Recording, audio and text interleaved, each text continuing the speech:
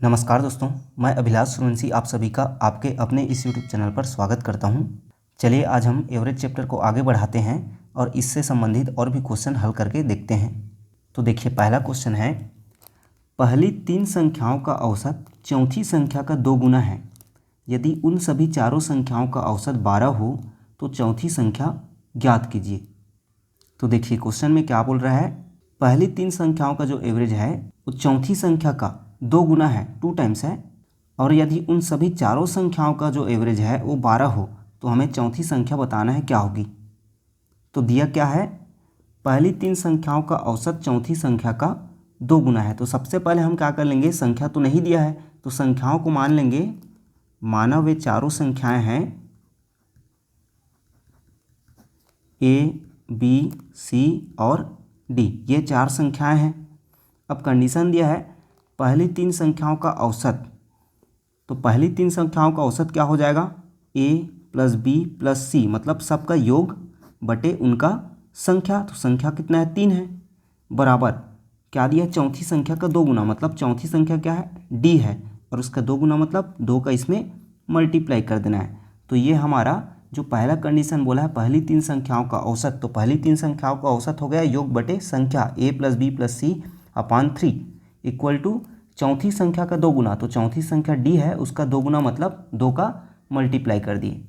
अब यदि इसे हम आगे हल करते हैं तो 3 इधर ट्रांसफर होकर ये क्या हो जाएगा, a plus B plus c equal to 3 इधर जाएगा तो मल्टीप्लाई में हो जाएगा, तो 3 दूनी 6d, ये हमें पहला इक्वेशन मिल गया।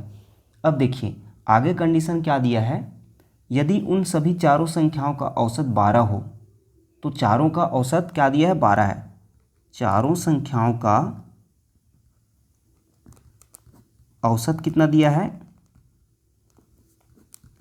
12 दिया है। तो चारों संख्याओं का औसत क्या हो जाएगा, उनका योग, मतलब चारों संख्याओं का योग बटे उनकी संख्या मतलब 4, बराबर क्या हो गया इधर 12। तो इसे हल करेंगे तो क्या हो जाएगा, ये 12 उधर जाके मल्टीप्लाई में होगा तो a plus B plus c plus d, तो 12 इंटू 4, यह हो गया 12 चौक 48। तो इस तरह से अब देखिए यहाँ पर हमको पहला इक्वेशन में a प्लस बी प्लस सी का मान 6d मिल चुका है। तो यहाँ पर क्या करते हैं हम, direct a plus B plus C इन तीनों का मान को रख देते हैं क्या, 6d। तो ये हो जाएगा 6d plus d equal to 48। अब ये 6d और d मिलके क्या हो गया, 7d इक्वल टू 48। 7 इधर ट्रांसफर होगा तो क्या हो जाएगा, अपान में हो जाएगा। अब ये 48 7 से नहीं कटेगा, तो चौथी संख्या इस प्रकार हमें मिल गई, क्या है 48/7 होगी चौथी संख्या। तो देखिए इस तरह के क्वेश्चन को हल करने के लिए आपको जैसे जैसे क्वेश्चन में बोला गया है वैसे वैसे आपको क्रम से हल करना पड़ेगा, फिर क्वेश्चन आसानी से हल हो जाएगा। तो बस इस चैप्टर में आपको एक ही चीज़ याद रखना है कि औसत बराबर क्या होता है, संख्याओं का योग बटे संख्या।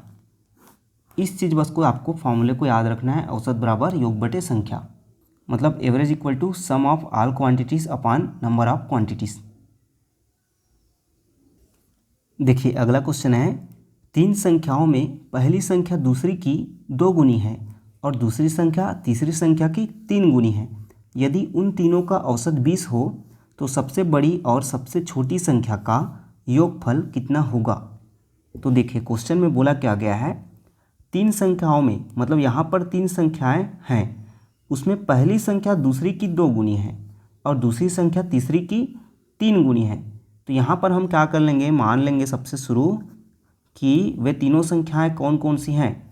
तो पहली, दूसरी और तीसरी संख्या को हम मान लेंगे। तो देखिए कंडीशन दिया है पहली संख्या दूसरी की 2 गुनी है और दूसरी संख्या तीसरी की 3 गुनी है।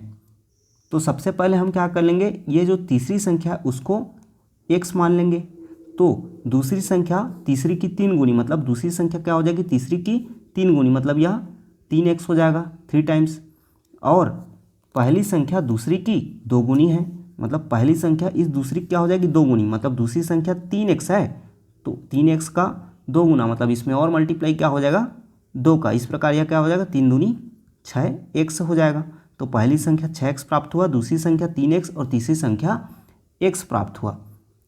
अब देखिए आगे बोला है यदि उन तीनों का औसत 20 हो, तो यहाँ पर क्वेश्चन में दिया क्या है कि तीनों का जो औसत है वह कितना है 20 है।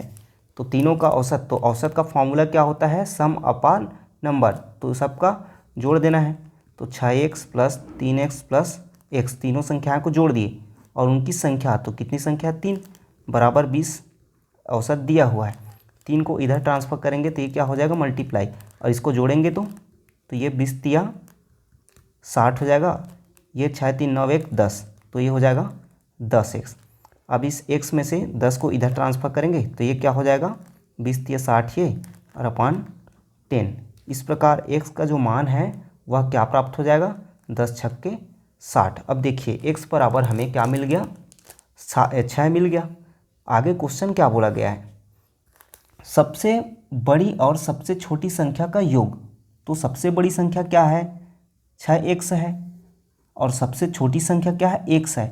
इन दोनों का हमको योग पूछा, मतलब सम पूछा, तो दोनों को जोड़ देते हैं। क्या मिला 6 7x। अब यहाँ पर आपको x की वैल्यू जो हमको 6 मिला था उसको रख देते हैं, तो क्या हो जाएगा 7 गुणा x की वैल्यू 6, तो 7 छक्का 42। इस प्रकार से सबसे बड़ी और सबसे छोटी संख्या का जो योग है वो कितना प्राप्त हो जाएगा हमें 42 प्राप्त हो जाएगा। देखिए ऐसे क्वेश्चन को हल करते समय मैं बार बार बोल रहा हूँ कि स्टेप वाइज आपको बेसिक तरीके से हल करना है, तो किसी भी प्रकार का दिक्कत नहीं होगा और आसानी से हल हो जाएगा। देखिए सेम इसी तरह का एक और क्वेश्चन हल करके देखते हैं। 3 संख्याओं में पहली संख्या दूसरी की 2 गुनी तथा तीसरी की आधी है। यदि उन तीनों का औसत 56 हो तो वे क्रमगत संख्याएं कौन सी हैं। तो देखिए यहाँ पर हमें फिर क्या करना पड़ेगा संख्याएं मानना पड़ेगा। तो माना कि वे संख्याएं कौन कौन सी हैं, तो देखिए कंडीशन हिसाब से मानना पड़ेगा।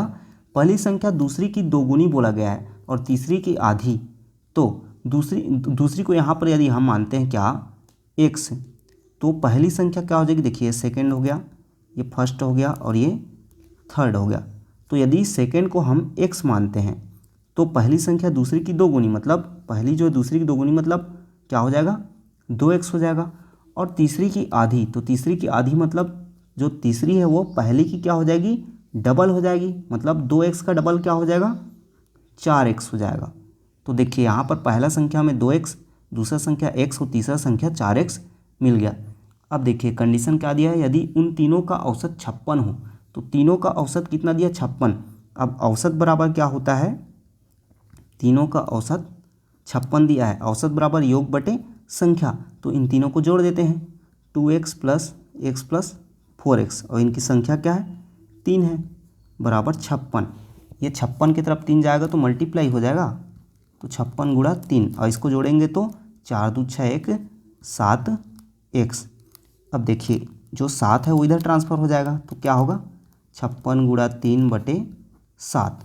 अब इसे हल करेंगे तो x का मान निकल जाएगा 7 एकम 7 अट्ठे 56 8 तिया 24। अब देखिए यहाँ पर x का मान 24 प्राप्त हो गया।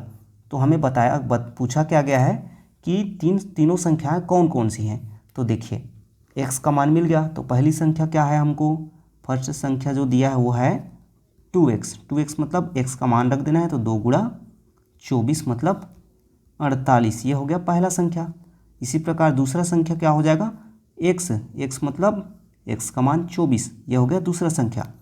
और तीसरी संख्या क्या है 4x, तो 4x में x का मान 24, तो 24 चौक 96। इस प्रकार से पहली संख्या 48 होगी, दूसरी संख्या 24 और तीसरी संख्या 96 होगी। यही आंसर है।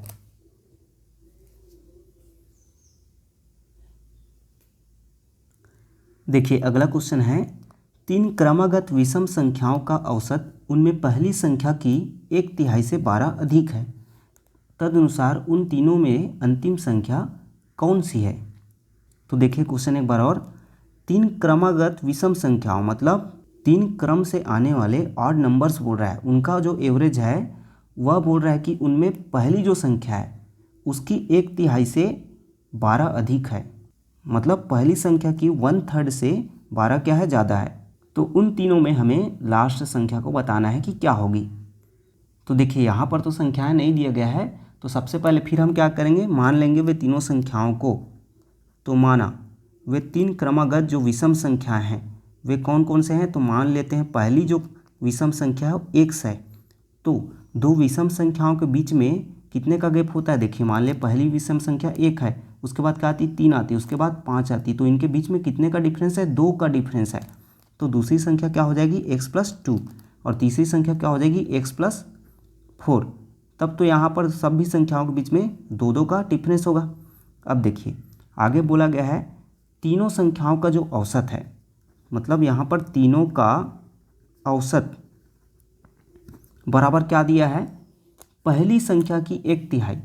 तो पहली संख्या की 1/3 मतलब 1/3 से 12 ज़्यादा है, से 12 मतलब +12। ये हमारा क्वेश्चन में कंडीशन दिया हुआ है, बस इसी में हमको वैल्यू रखना है और ये क्वेश्चन हल हो जाएगा। देखिए तीनों का औसत बोला है, मतलब तीनों संख्याओं का औसत, तो औसत बराबर क्या होता है, योग बटे संख्या। तो योग मतलब तीनों को जोड़ देते हैं, x + x+2 + x+4, ये तीनों संख्याएं का सम हो गया। अपान में क्या रहेगा, उनका नंबर। तो तीन संख्याएं तो 3। अब पहली संख्या क्या है, x है, तो x गुणा 1/3 + 12। अब इसे हल करते हैं तो ये क्या हो जाएगा, 1, 2 और 3 मतलब 3x और 4 2 6 बटे 3। इधर इसको हल करेंगे तो क्या हो गया, x/3 + 12। तो x/3 + 12 हो रहा है। अब इन दोनों को जोड़ते हैं, तो इन दोनों को जोड़ेंगे तो क्या हो जाएगा, 3x + 6/3। अब ये 3 जो है एलसीएम हो जाएगा, और यहाँ पर x + 12 × 36। अब देखिए दोनों तरफ क्या है, 3 और 3 हर में है, तो ये दोनों आपस में क्या हो जाएंगे, कैंसिल हो जाएंगे। तो ऊपर में क्या बच रहा है, 3x + 6 और इधर x + 36। x को एक तरफ ले जाते हैं तो 3x - x हो जाएगा, और इधर 36 की तरफ 6 को ले जाएंगे तो -6 हो जाएगा। तो ये क्या हो गया, 3x में x घटेगा तो 2x आएगा, और 36 में 6 घटेगा तो 30 प्राप्त होगा। इस प्रकार से x बराबर क्या हो जाएगा, 30/2, मतलब x बराबर 15 प्राप्त हो जाएगा।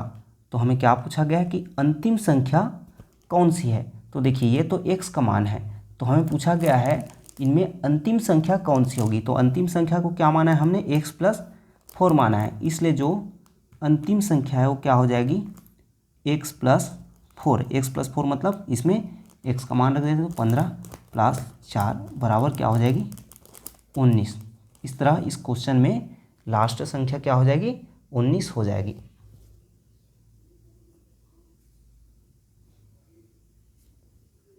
देखिए अगला क्वेश्चन है, 6 संख्याओं में से पहली 5 संख्याओं का औसत 20 है और अंतिम 5 संख्याओं का एवरेज 24 है। यदि अंतिम संख्या 36 है तो पहली संख्या क्या है। तो देखिए क्वेश्चन में क्या बोला गया है, टोटल 6 संख्या हैं, पहली संख्या, दूसरी संख्या, तीसरी संख्या, चौथी, पाँचवीं और छठवीं, 6 ठो संख्या है।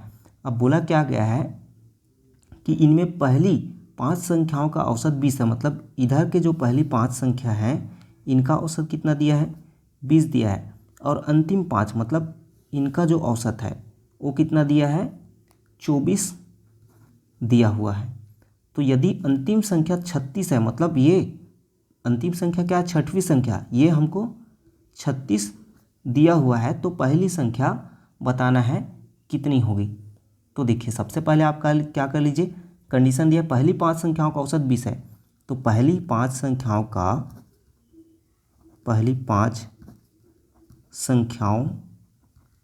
का औसत 20 दिया है, तो उनका योग क्या हो जाएगा, योग हो जाएगा क्या, औसत गुणित उनकी संख्या। तो औसत कितना दिया है 20, और गुणित संख्या मतलब 5 है, तो 20 × 5 = 100। ये क्या हो गया, पहली 5 संख्याओं का सम हो गया। ठीक, अब देखिए अगला अंतिम 5 संख्याओं का, तो अंतिम 5 संख्याओं का जो योग है वो क्या हो जाएगा, तो अंतिम 5 संख्याओं का औसत 24 दिया है, मल्टीप्लाई उनकी संख्या 5, तो ये क्या हो जाएगा 24 पंछे 120। अब देखिए आगे कंडीशन दिया है कि जो इनमें से लास्ट संख्या है वो कितना है, 36 है, मतलब छठवीं संख्या 36 दी हुई है। तो अब बताइए छठवीं संख्या इसमें आ रही, किसमें, छठवीं संख्या है वो सेकेंड कंडीशन वाले में आ रही है, इसमें आ रही है, पहली वाले में तो नहीं आ रही है। तो देखिए छठवीं संख्या में हम क्या करेंगे, अंतिम 5 संख्याओं के योग में इस छठवीं संख्या को माइनस करेंगे तो हमको क्या मिल जाएगा, सेकेंड, थर्ड, फोर्थ और 5 मिल जाएगा। तो देखिए इसलिए क्या करना है, सेकेंड, थर्ड, फोर्थ, 5 और इन संख्याओं का योग करते हैं। कितना दिया है हमें, 120 दिया है। इसमें 6 वाले का मान रखते हैं, ठीक। तो सेकेंड, थर्ड, फोर्थ और फिफ्थ। अब छठवां का मान रखेंगे तो छठवां का मान रखेंगे तो क्या हो जाएगा, 36 दिया हुआ है, तो ये हो गया 36 और ये 120। 36 इधर जा क्या हो जाएगा 120 में माइनस। तो इस प्रकार हमें सेकेंड, थर्ड, फोर्थ और फिफ्थ इन संख्याओं का जो मान है वो प्राप्त हो गया। कितना प्राप्त हुआ, 84। अब आगे क्या करेंगे हम, सेकेंड, थर्ड, फोर्थ और फिफ्थ संख्या का हमें मान मिल गया 84। तो प्रथम 5 में से इसको घटा देंगे तो हमें पहली संख्या प्राप्त हो जाएगी। तो प्रथम 5 का वैल्यू क्या है, 100 है। तो देखिए इसलिए पहली जो संख्या है वो हमारी कैसे निकलेगी, प्रथम 5 में से, प्रथम 5 में से, तो प्रथम 5 कितना है, 100 है उनका योग, उसमें ये अंतिम 4 को घटाएंगे तो अंतिम 4 का योग कितना है, 84। तो हमें पहली संख्या प्राप्त हो जा रही, तो 100 में 84 घटा रहे हैं तो क्या प्राप्त हो रहा है, 16। इस प्रकार जो पहली संख्या है वह क्या हो जाएगी, 16 हो जाएगी। ये मैंने आपको समझाने के लिए 1 2 3 4 लिख दिया है, इसको हमें x1 x2 x3 ऐसा लेना था।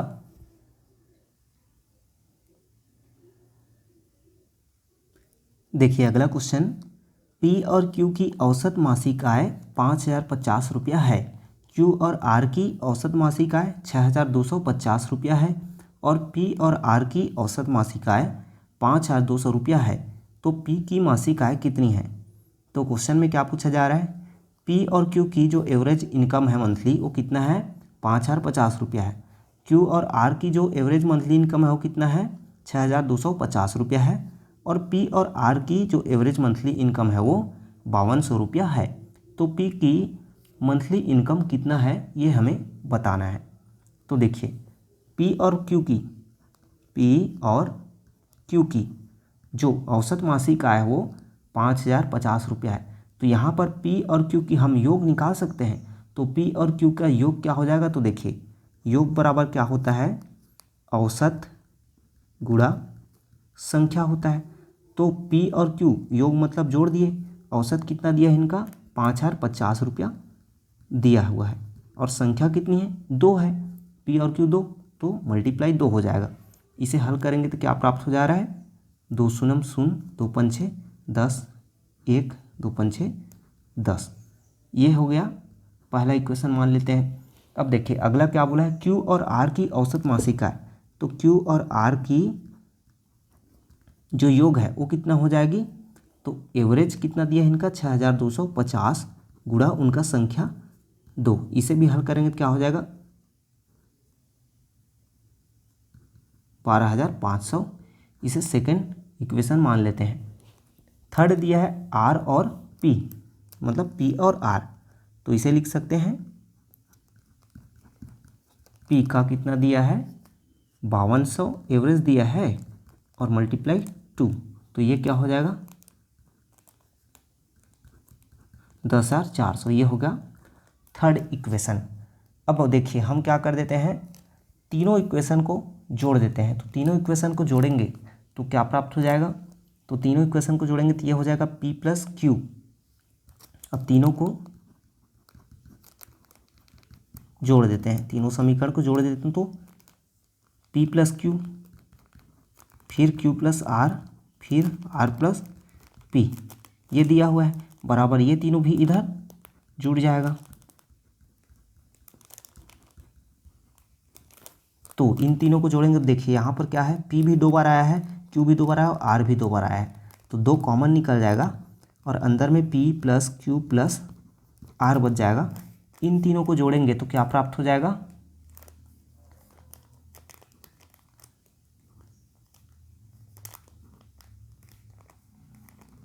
33R प्राप्त हो जाएगा।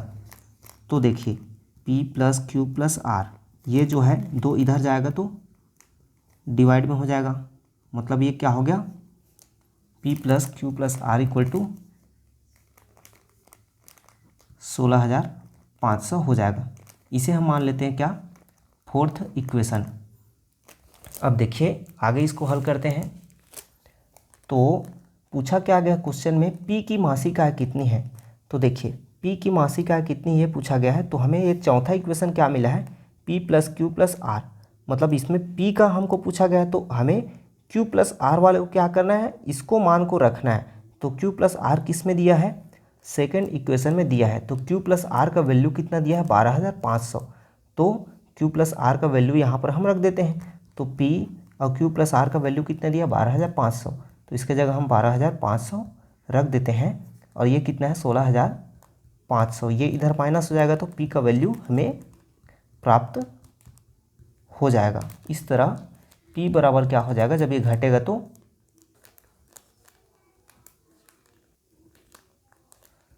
4,000 प्राप्त हो जाएगा।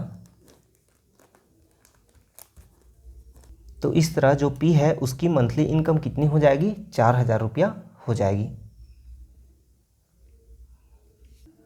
देखिए आगे क्वेश्चन हल करने से पहले हम औसत के कुछ गुण देख लेते हैं।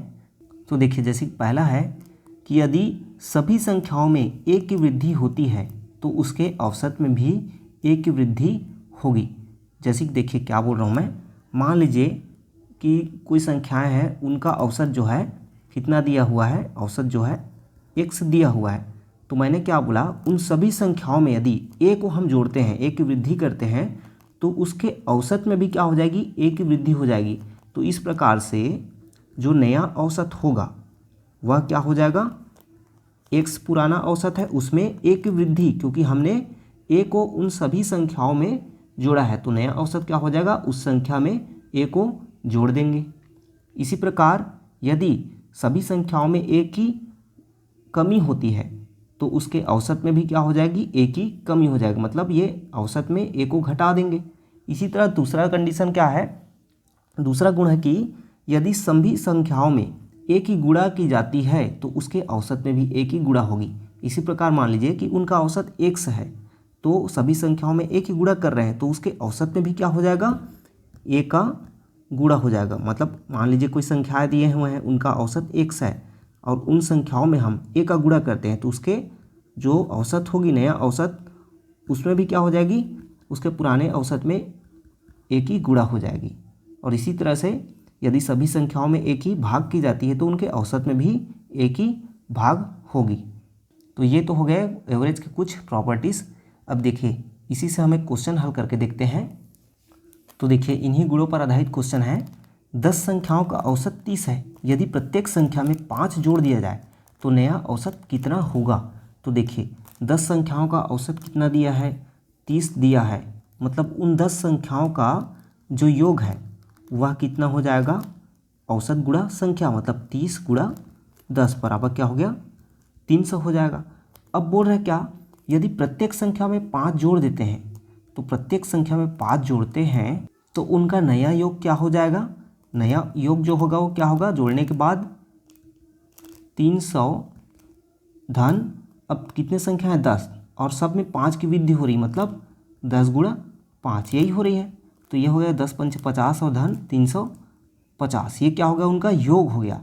अब योग निकल गया तो उनका औसत कैसे निकल जाएगा, तो ये औसत बराबर योग बटे संख्या, तो 350 बटे संख्या कितना है 10 है, मतलब नया औसत 35।